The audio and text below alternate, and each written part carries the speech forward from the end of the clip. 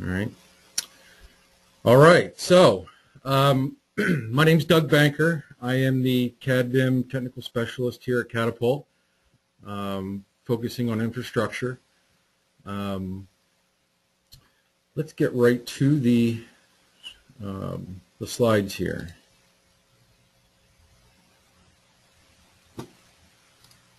All right. What I first want to show you is just a really quick video. If anything, it's just really cool to look at, but it kind of gives you a real quick briefing on what this software kind of does. Okay, it's essentially tracking where a particular vehicle, the path that it will take along a roadway. And as you can see, the outline, the gray outline there, is kind of representing the outermost parts of the vehicle, not necessarily the tire tracks, but it's the outermost part of the vehicle. It could be a bumper, could be the the rear of the trailer, that sort of thing. So this is just kind of a real quick animation. Like I said, it's probably more cool than anything else, but I liked it, so I added it in here. All right, so kind of gives you an idea of some of the cool stuff here that you can do with this vehicle tracking. And there we go. So again, short and sweet. Okay, so let's go through some of the basic theories of this vehicle tracking software. I don't know if anybody's ever heard of this or not. You probably have, but one of the main theories behind this vehicle tracking is what's called this Ackerman principle. It's based off of some guy in who kind of dedicated himself to how a car or a vehicle turns and that sort of thing, and that's kind of what kind of drives, no pun intended, how vehicle tracking works in the background. Now, one thing to keep in mind about this Ackerman theory is it was based off of wheeled steering geometry less than 10 miles per hour. So, anything faster than that, this Ackerman theory isn't going to work. But that's kind of the basis of how the software, tracks steering and that sort of thing. Again, the perfect Ackerman theory isn't really used on production vehicles because obviously you're going to be moving more than 10 miles per hour. So, but as far as the software goes, this is kind of how it works and in the background. And again, you can kind of see here, the basic principle. The non-Ackerman geometry is based off of, the two front tires turned at the exact same angle, whereas the Ackerman theory is more concentric or more based on a concentric circle, whereas maybe one tire isn't turning as much as the other, to basically give you that concentric circle. And again, that's where the moving at slow speeds comes into play. And again, here's a quick little diagram of kind of how that theory works. Based off of a center of a turning circle, based off the rear axis, and then how the tie rod is forcing those wheels or those tires to turn. All right, so there is some boring stuff behind here. Unless you're a math major, this is not come swiftly to you, but kind of see what's happening here in the background. There's some math behind it. 0 is the max turning angle. R is the minimum turning circle radius to the outer wheel. L is the effective wheelbase, and T is the actual wheel track. And of course, this only applies if you have a zero thickness to your tire, but that's kind of how the math is being done. But there's three things that you need to keep in mind here: wheelbase, maximum steering angle, and the minimum turning radius. Obviously, the longer the wheelbase, the the wider the turn you're going to have to make. The maximum steering angle, how far will that vehicle turn its wheels? Obviously, every vehicle is different. And then a minimum turning radius based off of that vehicle. All right, and some other variables here that this software is based off of, the front of the vehicle, based on the turn rate and the vehicle speed. Obviously, the slower you go, the more of an angle that you can turn. The faster you can go, the more broad the angle it, or the turn is. And then the rear of the vehicle, basically, again, like I said, the longer the wheelbase, the wider the turn will be. Okay, and as you can see here on this little picture, that blue arc represents the the bumper essentially of this particular vehicle. All right, another little quick video here. So the picture on the left. Oops, let me go back here. All right, the picture on the left shows a vehicle making a left turn, but the path of it is not modeled using what's called the transitions effect. The vehicle goes directly into a steady state turn with the wheels instantly turning. So obviously it's turning basically at a stop. It's stopping, turning the wheels, and then moving forward. So you get that more crisp turn, more right angle turn. Obviously, in real life, that's not going to happen. We're going to be moving while we're turning. All right. So vehicle tracking accommodates that, based off the speed, based off the wheelbase, and the turning radius of that particular vehicle. Auto tracking brings that into account. Okay.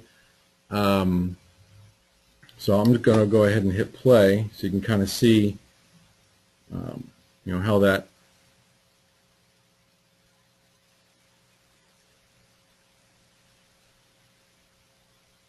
Okay, so you saw there the vehicle on the left, even though it didn't physically stop, but adjustments can be made so you can do that. Whereas the picture on the right is a little bit more accurate based off of speed. A gradual turn gradual turning of the steering wheel as you're moving, as it's making that turn. So the one on the right is a little bit more realistic because we'll be constantly moving, gradually turning the steering wheel and making that turn. The software, as you model your paths or your vehicles, obviously you want to be as accurate as possible. There is a tool in here called spot on turning where you can get that effect that's on the left, but it's not really accurate. Vehicle tracking wants you to be as accurate as possible. So using the the true method for turning and moving on the right gives you more accurate paths and how you model maybe the road or where buildings are, etc.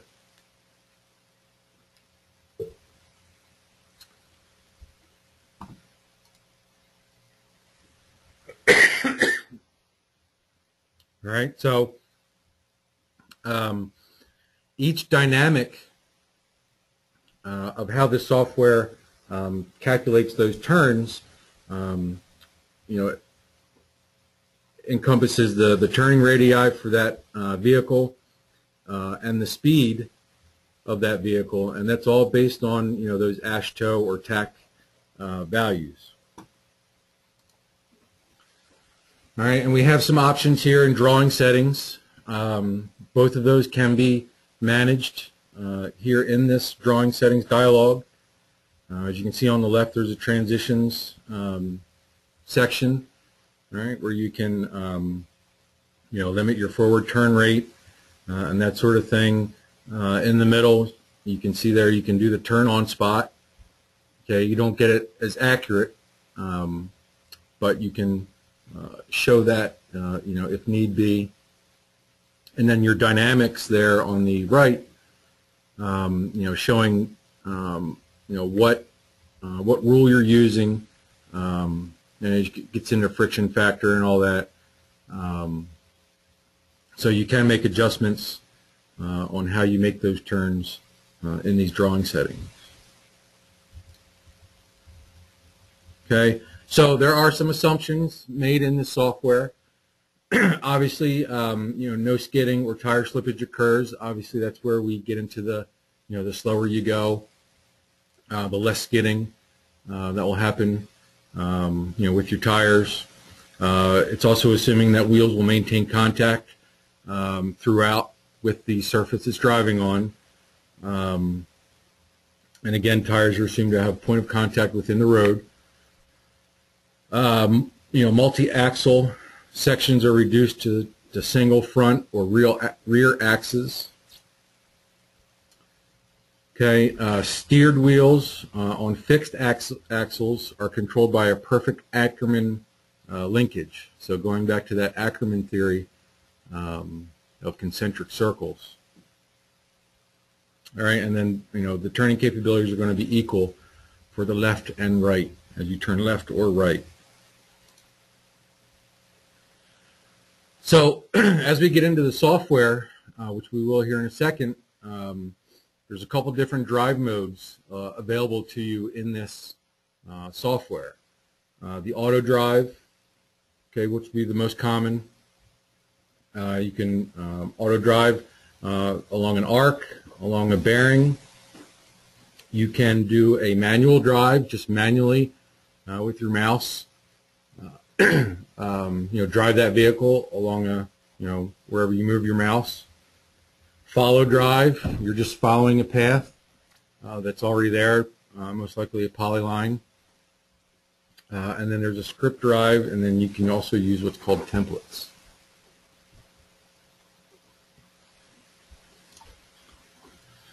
All right, quickly go over vehicle libraries. This vehicle library is extensive. There are really a ton of vehicles that you can choose from, whether it's you know, U.S., international vehicles, European, airplanes, light rail, gosh, you name it. There is a vehicle available to you, and they're always adding more vehicles. So most likely you're going to find the vehicle that you need to spec out in your plan. And there's what's called a pool in each drawing, where every time that you select a vehicle and start using it in your design, it creates a pool in that drawing. Each vehicle is predefined with geometry. So obviously a car, you know, a two-door sedan is going to drive differently than a, you know, a lowboy tractor trailer. So all of these vehicles have their own specifications depending on that vehicle. And you cannot exceed the capabilities of those vehicles. So, you know, keep that in mind. It's, you know, it's pretty much real life. If a, you know, a lowboy tractor trailer can't make a, you know, a quick turn, or you're just going to dump it over. So real-world specs, depending on the vehicle. Okay. So within that library, okay, you have a group. And within that group, you have particular vehicles. And then within those vehicles, you have what's called vehicle units. So maybe if you have one of those tractor trailers that you see pulling two trailers at once, you can separate it out. Maybe you just need the truck for that, or maybe you just need one trailer. So it separates it out separately from each other. All right, so let's go ahead and let's do our first demonstration here. All right, so in this demonstration, we're just going to do a quick vehicle path. Okay, so what we're going to do here is we're going to start at point A, come up to point B, try to make that turn without hitting any of the curbs, okay, and then end up at point C. All right, so on the vehicle tracking tab, you have multiple panels here. And in the swept path panel, we're going to go ahead and do the auto drive arc. All right, brings up the Vehicle Library Explorer. All right, and as you can see here, we have a ton of vehicles here at your disposal. All right, so we're going to go ahead and use a US vehicle.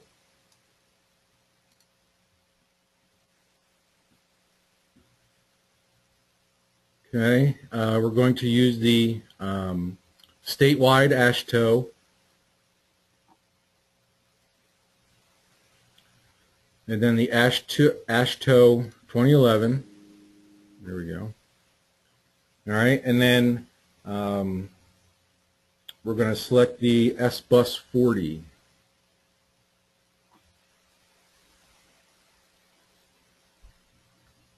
There it is. Okay, it's a large school bus. All right, we click proceed, and before I click proceed, you can kind of see the specs of that particular vehicle that we're selecting. Okay, like I said earlier, each vehicle has its own spec. All right, so we'll click proceed. It's going to ask you, do you want to make this the default vehicle? This is going to be a preference when you get back to your office and start using it. If you're using the same vehicle over and over, you can certainly say yes, but in this case we're going to say no. All right, and it gives us our little outline of the vehicle. All right, so we're going to go ahead and click our first point. Just a little tip, make sure you turn your O-snaps off. All right, it may click where you don't want it to click, so we'll make sure our auto snaps are off. All right, so we're going to click to place it. All right, and then you can see the next click we're going to do is placing the angle. All right, clicking in the direction we want our vehicle to drive. All right, so I'll go ahead and click here. It's going to say, all right, you position the vehicle. We'll just click proceed. All right, and you noticed up here, we get this little auto drive dialog here. We can make some adjustments as we go if needed. So we're going to go ahead and click up. And because B is in this turn lane here, we want to go ahead and click just before we start to turn. And as you can see here, based on the where I move my mouse, it's going to restrict itself to where it can turn. So I'm going to go ahead and start to make my turn. All right, proceed up to B.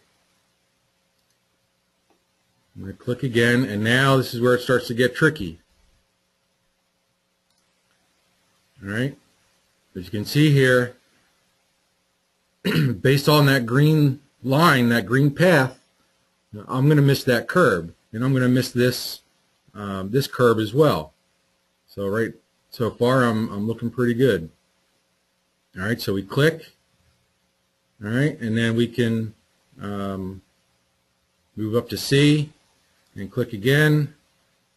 Okay, right click when I'm done. As you can see here, it highlights the path here.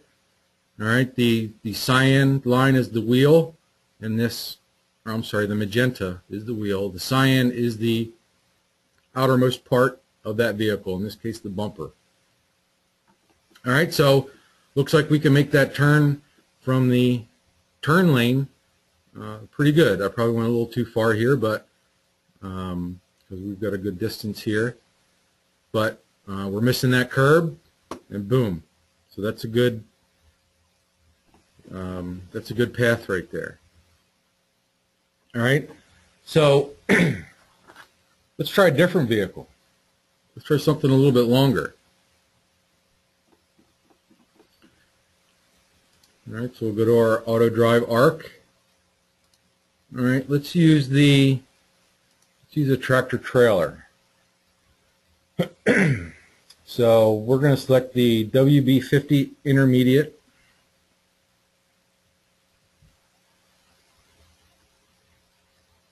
There it is, semi-trailer. And again, you'll see the specs of that vehicle. Click proceed, say no. Then I'll go ahead and click in the direction,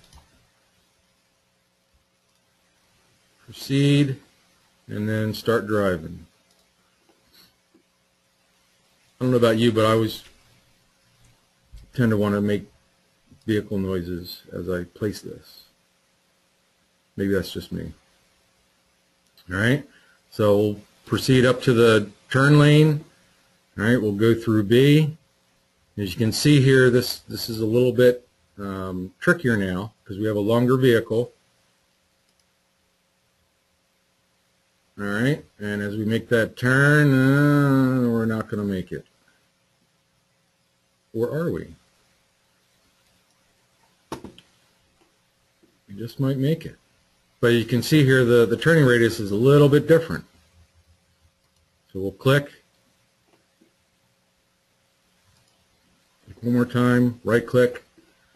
All right, yeah, see we're going over that curve a little bit. All right, we're missing it there, but we're hitting that curve a little bit. So what you can do is, obviously with anything AutoCAD, there are grips. So if we want to adjust the path, we can certainly do that with grips. So I'll click on that grip, and I'm going to pull this down. As you can see here, it's affecting the curb up top here. So we kind of have to, be judicious. Move that down a little bit. Okay, it's missing it there, and it's just missing it there. All right, and then as you can see, it's affecting our turn up here. So we're just a little bit into the other lane here, but it's probably okay if nobody's coming the other way. All right, so kind of gives you a quick idea of how different vehicles kind of affect the path, and then you can certainly adjust if you need to with these grips. All right, so all right, so the next thing we're going to do is we're going to try a different kind of vehicle altogether, and this is kind of neat. Aircraft. We can do paths for aircraft, and even the aircraft the ground support vehicles. As it's towing the the plane into the bay, you can certainly animate that as well. So if you're doing some airport design, here you go. This is your perfect software for that. We get a bunch of different aircraft that we can use, the taxi vehicles, pretty much everything. Okay, with these aircraft you get different layers.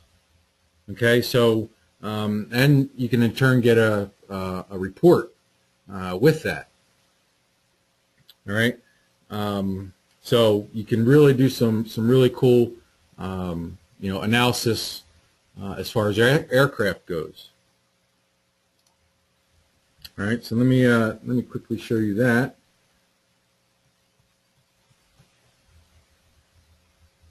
All right, so we have a layout of an aircraft an airport with what we want to do is create an aircraft and have it follow this path out onto the runway. Okay, so we'll go ahead and pick out our airplane, the one that we want to use.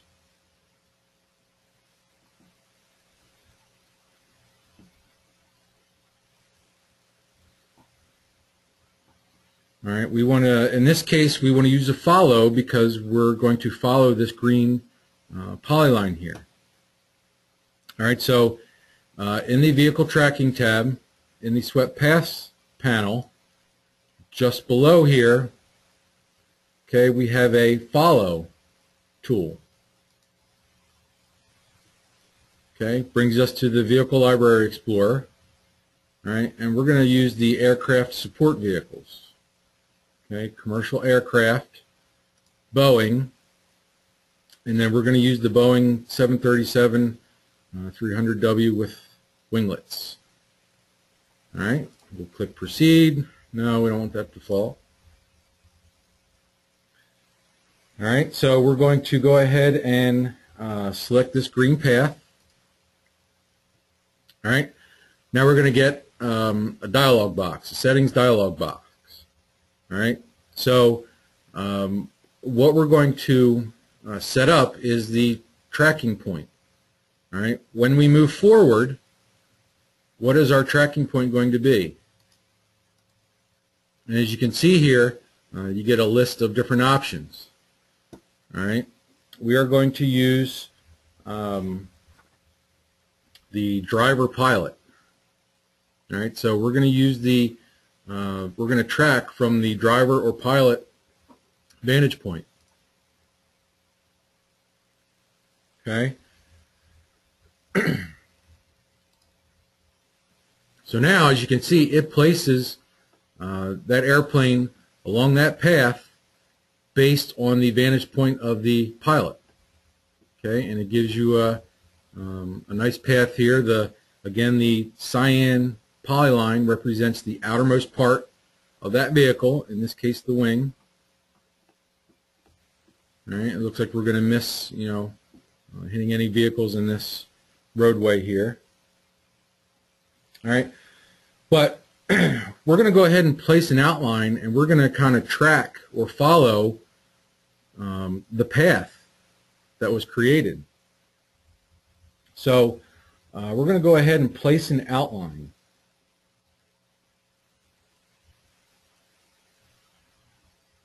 Okay, so up here in the Swept Paths panel, we're going to place an outline with this path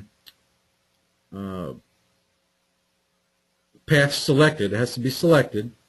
All right, we're going to scroll down here in the Place Remove Outline. All right, and we're going to bring up the jet exhaust velocity contours. It's basically just going to show us the jet exhaust. All right, so we'll do at 75 miles per hour, and you can see here the the estimated trajectory of that jet exhaust as you move it around. All right, So we're just kind of following, seeing where each thing, each part of that airplane catches as it moves along that path. And again, it's based on the vantage point of the pilot. Okay, and then when we're done, we right click.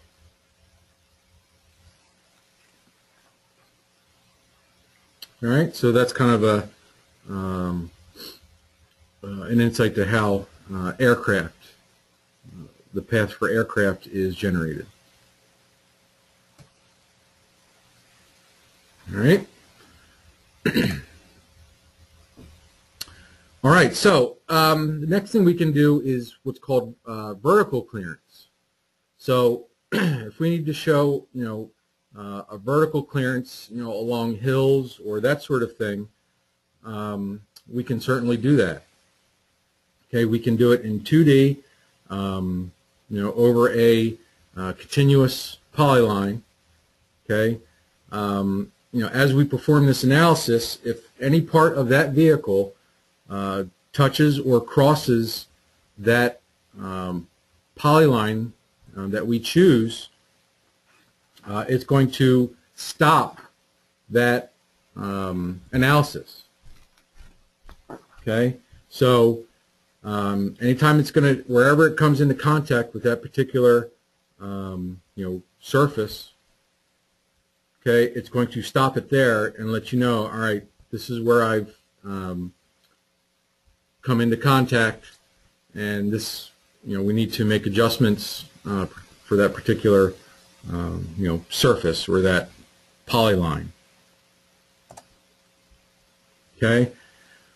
The other thing that we can do is, and this is really neat, if you have a civil 3D surface, we can perform a 3D ground conflict analysis. All right, so your civil 3D surface, we can drive any vehicle along that surface, and it will tell us where there's a conflict, where that vehicle is touching that civil 3D surface. All right, and not only will it tell us where, okay, as you can see in that little image there, it's going to give you the little lines there. Obviously, the red is the the deepest penetration or maximum penetration, but it will also give you a cross section and place it in your drawing, so you can show where along that surface or along that path, in that surface, where those conflicts are happening. All right.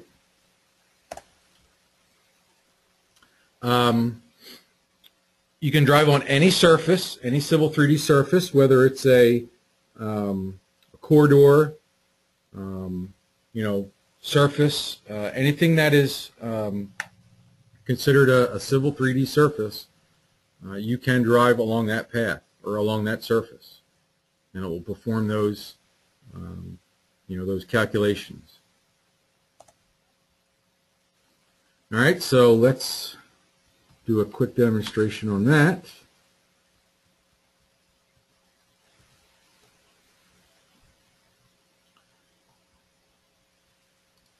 Let's do the 2D first. All right, so we have a polyline here. Okay, we need to see what kind of vehicle can make that clearance. All right, so we're going to do, in the swept paths panel, we're going to do the vertical clearance. All right, again, it's going to bring up the vehicle library, and let's select a car. Let's go to the British Design Vehicles, and let's use the DB32. Let's use a private car, something small. All right, it's going to ask us to select the object. Okay, it's going to pop up, this Unit 1 has default height ground clearance set, blah, blah, blah. We're just going to say yes. We want to proceed. All right, and it's going to create our path based off of the dimensions of that vehicle. All right, as you can see here, everything's fine. Okay, we come here, everything's fine. Come over to the other side, and everything's fine. All right, and it continues on to the end. So this vehicle will, will clear that.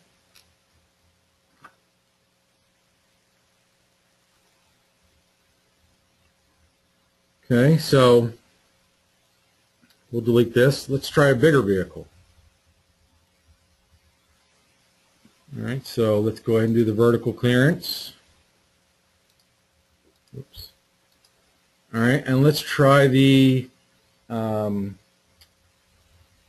1998. Let's do HG rigid vehicle. Okay, proceed. Now we'll select that thing again. Let's say yes. All right. Looks fine, and that looks fine. All right, let's do a bigger vehicle.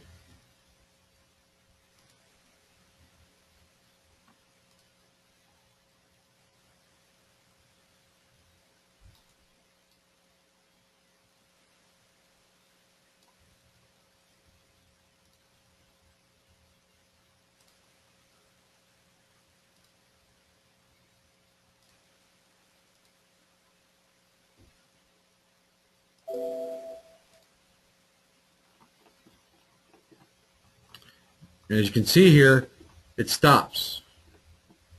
Okay, because somewhere along this path, some or any part of this vehicle, okay, is going to hit or bottom out along this path. So it essentially stops. Okay, and that tells you that we need to go ahead and adjust our our polyline or our road surface so we can accommodate this type of vehicle. Okay. Now, a civil 3D surface. All right. How does that work? All right. Let's go ahead and let's use the Auto Drive Arc. Let me minimize some of these.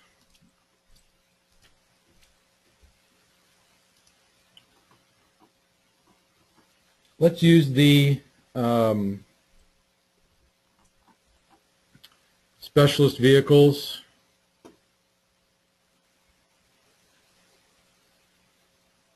Okay, the abnormal load vehicles. And then let's do the lowboy tractor trailer. All right, that's a nice long vehicle there. No, we don't want to make it default. All right, so it's going to ask us to position our vehicle. All right, so let's zoom in here. Let's start here. All right, pick our direction.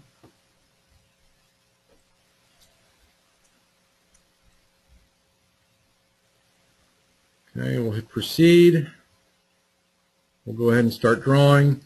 Let's go down here.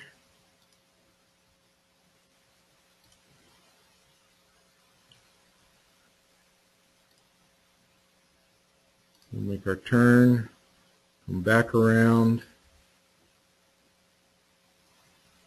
and let's end up here somewhere. Okay, we'll right click. All right, so we've placed the path that the tractor trailer needs to drive. However, okay, we need to assign what surface to drive along. All right, So we're going to go up to the review panel, okay, and in the properties, all right, with this path selected, okay, we'll hit properties. Let's go to surfaces. All right, this case I wanted to drive along this existing ground DTM for both the existing and then the final. All right, we'll say OK. They'll go ahead and make those calculations. All right. So now we've assigned that path to this tractor trailer along that surface. All right, so let's go ahead and do our analysis here. Okay, where is this tractor trailer going to bottom out along this surface? All right, so in our swept paths panel, okay, we're going to go to the insert ground conflict report.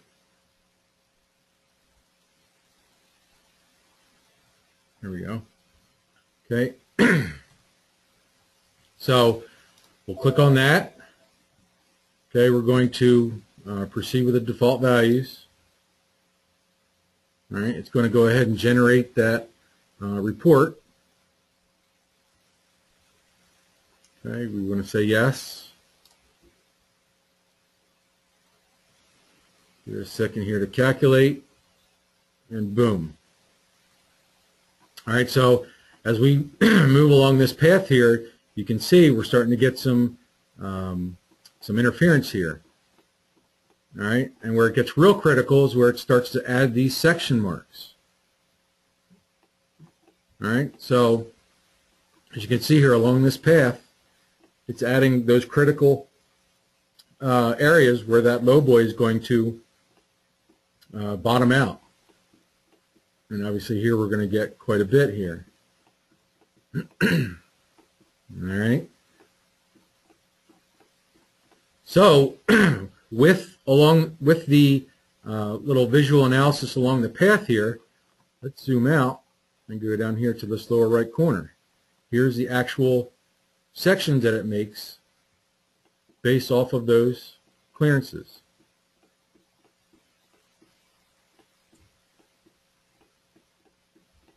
Okay, and it gives you those sections where that lowboy is going to bottom out along that surface.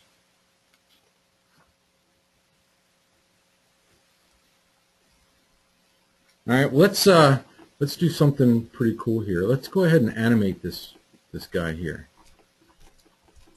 Why not, right? Just because we can. All right, so I'm going to go ahead and change my surface style. I'm going to turn it to triangulation, and that's really going to make this somewhat hard to look at in plan view. Now let's change the render material to grass light rye. And click OK. Yeah. All right. So now, all right, we're going to go ahead and animate this guy. So in the review panel, we'll click on animate. All right. We're going to go ahead and animate this in 3D. So in this vehicle tracking animation, we can animate in 2D and in 3D. All right, so let's click on animate in 3D and let's see how this looks.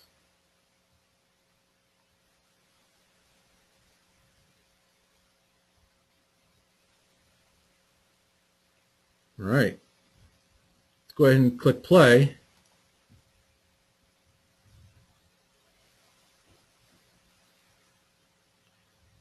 So it's kind of hard to see that vehicle moving. So let's click on advanced. Let's click on our flyby camera. There we go. As you kind of can see here, that truck moving along that surface. And if we adjust these sliders here, okay, we can change our perspective here. Okay, the back view, okay, the side view, You can see here it's that back end is going underground. All right, our height, we can raise or lower the height of the camera. Okay, and then the focal length. Do we want to zoom in or zoom away from? All right. We can also speed this up a little.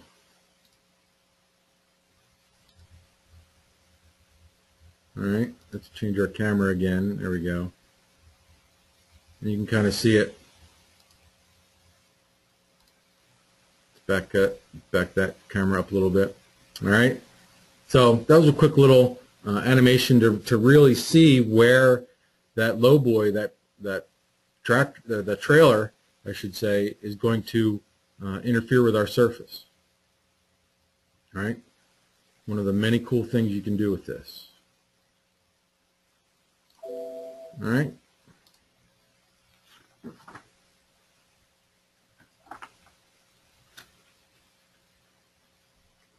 Okay, so last thing we're going to talk about, I know we're running out of time here, some other animation and visualization things that we can do with this vehicle tracking. All right, we can actually animate multiple vehicles simultaneously. So maybe we have a turn that two vehicles need to make, but they may interfere with each other. They may crash into each other. We need to, to show how those paths are going to interact with each other. So we can animate multiple vehicles. Okay, we can select the path and animate, or we can deselect, and it will animate all of the paths that we have in our drawing. As you saw in that previous demonstration, we can use several camera angles and positions. Okay, we can do a driver's eye, or we can actually see out the rear view mirror of a particular vehicle, which is kind of neat. Okay, we can pause a particular vehicle. Okay, so if we want to show maybe they're going to crash into each other, maybe at one point during the animation we want to pause one of them so the other vehicle can drive by, make its turn, whatever the situation is, and then have the other person, the other vehicle continue along, and then the other vehicle will resume. And of course we can do acceleration and deceleration, and you saw me use the flyby camera control in that previous one. You can do that with multiple vehicles. Okay, and we can set up different view targets. All right. These are some animation settings that we can do, setting up different viewports, different render modes, multiple perspectives, and like I said earlier, you can accelerate and decelerate as needed. We can even change vehicle colors within the animation to differentiate different vehicles. Okay, and then we can actually delay certain vehicles as it moves along the particular path. All right, so let's go ahead and do our last demonstration here.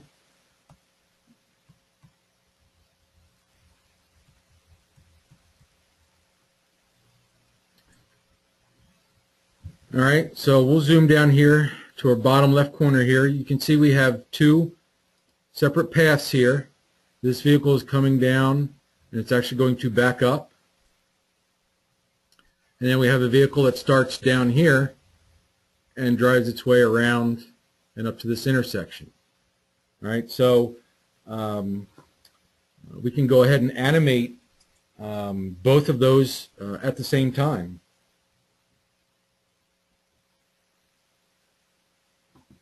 All right, so we can do just a simple animation. Okay, we can use the place outline tool.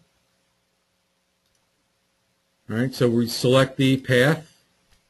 All right, and then this place remove outline comes up.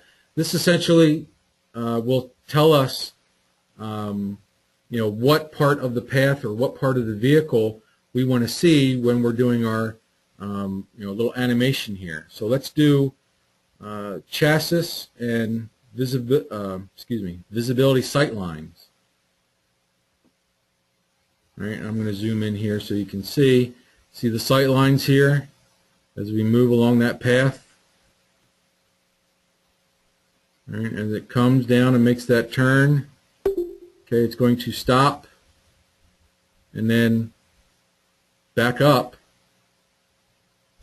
and back into that parking spot. All right, same thing with this path. All right, we'll use the place outline. Okay, we'll do chassis outline and visibility sight lines. And as we trace along here, or just move our mouse along that path, all right, you can kind of see those separate vehicle animation along that path. All right, so we'll hit escape. All right, let's go ahead and just do a quick animation of both of these. All right, so I'm going to go ahead and click play, move this down, and as you can see, both vehicles are moving. All right, I'm going to speed this up a little bit.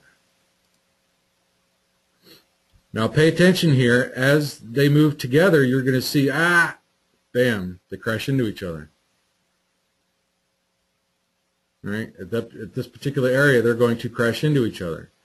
So we can set delays and that sort of thing, as far as, maybe one vehicle needs to stop while the other one makes the turn, and that sort of thing.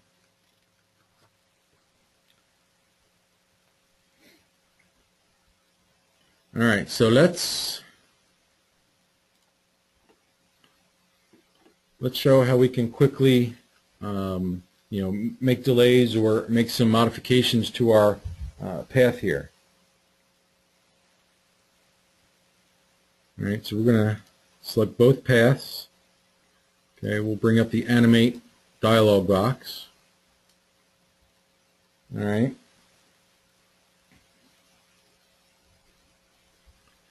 We're going to go ahead and animate in 3D just because it's cooler that way. All right.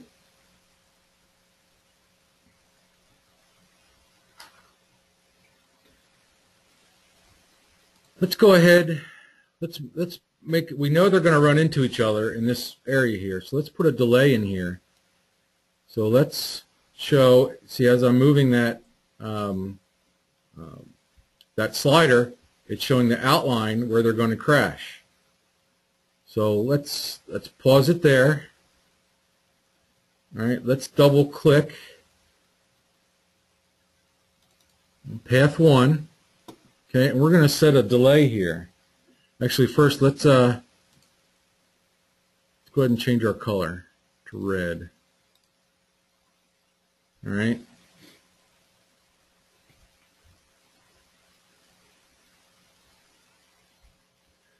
Go ahead and click on New now. We're going to add a delay of 10 seconds for this particular path, okay, which is going to be this vehicle here. All right, we'll click OK. Let's rewind it back, and let's see what it looks like.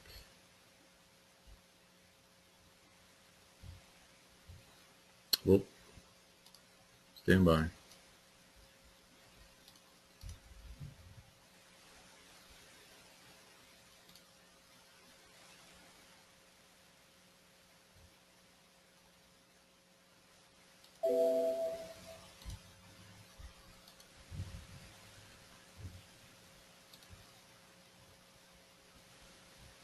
There we go. All right, let's speed this up.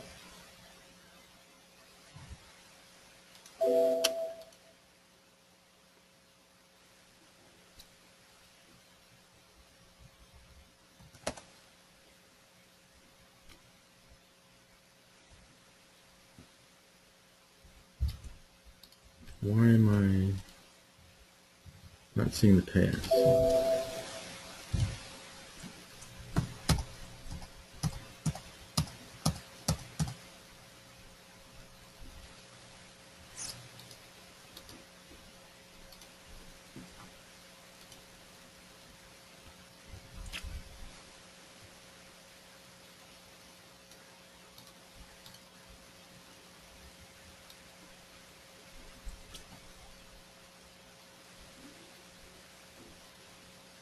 All right, that should work.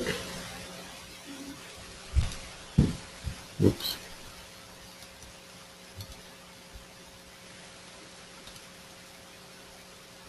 There we go. All right, let's speed this up. As you can see here, one's going to stop, let the other one go. That way we don't have a collision.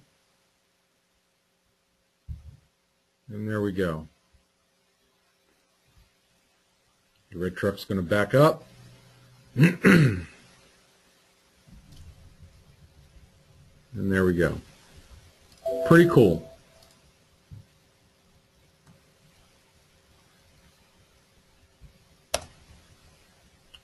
All right, so I apologize, we're a little past 2.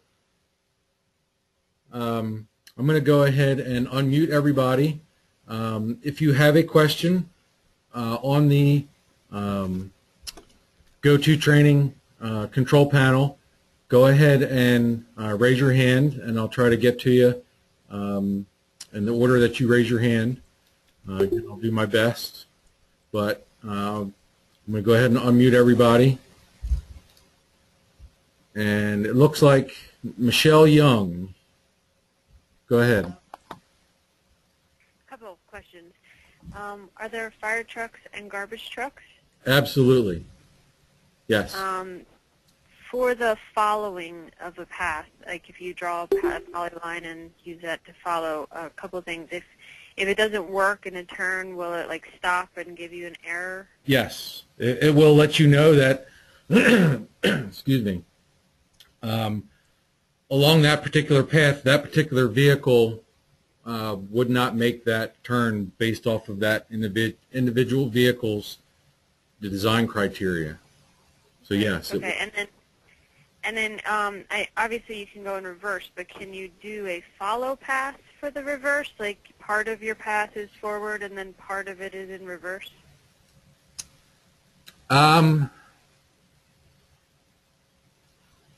That's a good question. I believe you can. I think it has to be 2 separate polylines, but I'm pretty sure you can. I'll follow up with you on that one, but okay. And one quick last thing, can you follow like an area, like say you want to make sort of a cartway for a street and a couple streets or something, and say fit within this area? if you're doing the follow method? Yeah, as opposed to using a line or a polyline, use like 2 lines as a boundary. No, because the vehicle will essentially, it will sort of make that, I know what you're saying, it will make that kind of path based off of that vehicle, off the, you know, the outline of that vehicle. Okay. So in that case, no. Okay, that's all my questions. Thank you. Okay, no problem. Anybody else?